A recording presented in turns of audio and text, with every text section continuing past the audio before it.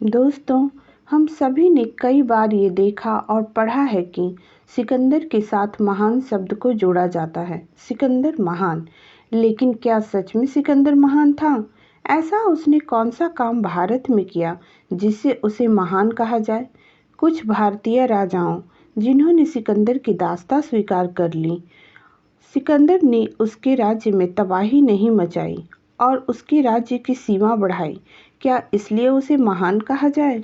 दोस्तों, आज के इस वीडियो में हम प्रकाश डालेंगे भारत में सिकंदर की गतिविधियों पर और देखेंगे क्या सच में सिकंदर महान था। झेलम के युद्ध में जब पोरस सिकंदर से हार गया तो उसने उसकी अधीनता स्वीकार कर ली। इसके बाद पोरस सिकंदर का वफादार बन गया। यहाँ से सिकंदर आगे बढ़ा और चिनाब नदी को पार कर गांधारिस राज्य पर आक्रमण किया। यहाँ पोरस का भतीजा पुरु राज करता था। वह युद्ध में अपनी जान बचाकर और राज्य छोड़कर भाग निकला।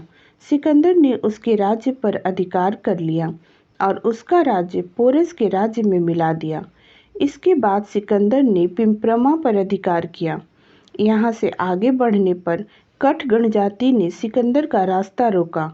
कठ गणजाति के लोग पंजाब के सबसे अधिक लड़ाकू योद्धाओं में से एक थे। एरियन उनके साहस की प्रशंसा करता है। कठों की राजधानी संगल थी। उन्होंने सिकंदर का सामना बहुत ही बहादुरी से किया। कठों ने अपनी राजधानी के चारों ओर रथों का घेरा बना लिया और डटकर सिकंदर का सामना कर रहे थे। कठों को हराना सिकंदर के लिए मुश्किल हो रहा था, लेकिन पोरस की मदद से सिकंदर ने उन्हें हरा दिया। उनका राज्य तबाह और बर्बाद कर दिया गया। कठों की सामूहिक हत्या कर दी गई। यूनानी लेखकों के विवरण से यह पता चलता है कि 17,000 व्यक्ति मारे गए और 70,000 व्यक्ति बंदी बना लिए गए। कठों के राज्य को पोरस के राज्य में मिला दिया गया। यहाँ से सिकंदर ब्यास नदी के तट पर आया। ब्यास नदी सिकंदर की जीत की चरम बिंदु सिद्ध हुई। यहाँ एक अजीब घटना घटी। सिकंदर की सेना में विद्रोह हो गया और उसकी सेना ने आगे बढ़ने से इनकार कर दिया। उनकी शक्ति खत्म हो गई थी, हिम्मत टूट चुकी थी। सिकंदर ने अपने सैनिकों में साहस लाने के लिए कई तरह से प्रयास किए, कई तरह के लोभ दिए, लेकिन फिर भी सिकंदर अपने सैनिकों को मनाने में विफल रहा। वह अपने सैनिकों का हौसला नहीं बढ़ा पाया। सिकंदर खुद बहुत शर्मिंदा हुआ। 3 दिनों तक वह अपने ही शिविर में पड़ा रहा और अंततः उसने अपने सैनिकों को वापस लौटने का आदेश दे दिया। लेकिन प्रश्न यह उठता है कि क्यों सिकंदर की सेना ने आगे बढ़ने से इनकार कर दिया। दोस्तों, यूनानी इतिहासकारों के लेखों से यह पता चलता है कि यह सच है कि झेलम और उसके बाद के जितने भी युद्ध हुए उन सभी में सिकंदर विजयी हुआ। लेकिन उन सभी युद्धों में भारतीय सैनिकों ने भी यूनानी सैनिकों के छक्के छुड़ा दिए थे।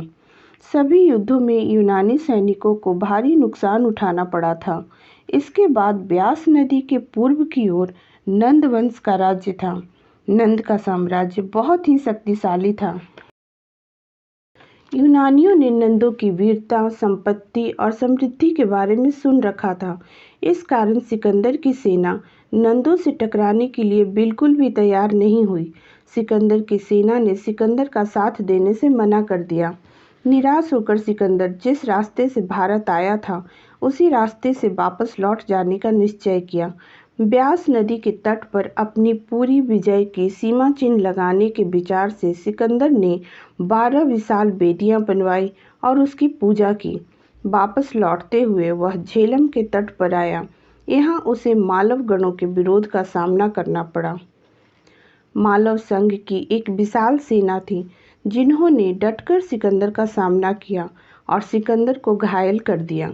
लेकिन अंत में मालव हार गए और उनके राज्य के सभी बच्चे, बड़े और औरतें मौत के घाट उतार दिए गए। अपनी विजय के अंतिम समय में सिकंदर ने सिंधु नदी के निचले भागों को जीता। निचली सिंधु घाटी में ब्राह्मणों का शक्तिशाली राज्य था। ब्राह्मणों ने सिकंदर का सबसे प्रबल प्रतिरोध किया। उन्होंने विदेशी आक्रमणकारी का विरोध करना जनता का धर्म बताया और जिन राजाओं ने सिकंदर की दास्तां स्वीकार कर ली थी उन्हें देशद्रोही बताया। इस युद्ध में ब्राह्मणों की हार हुई और वे मौत के घाट उतार दिए गए। 325 ईसा पूर्व के सितंबर महीने में सिकंदर यूनान के लिए प्रस्थान किया। जेड्रोसिया के रेगिस्तानी भागों से होता हुआ वह बेबीलोन पहुंचा। यहाँ 2 साल बाद 323 ईसा पूर्व के लगभग सिकंदर की जीवन लीला समाप्त हो गई। सिकंदर भारत को जीतने आया था। वह एक विदेशी आक्रमणकारी था, न कि परोपकारी।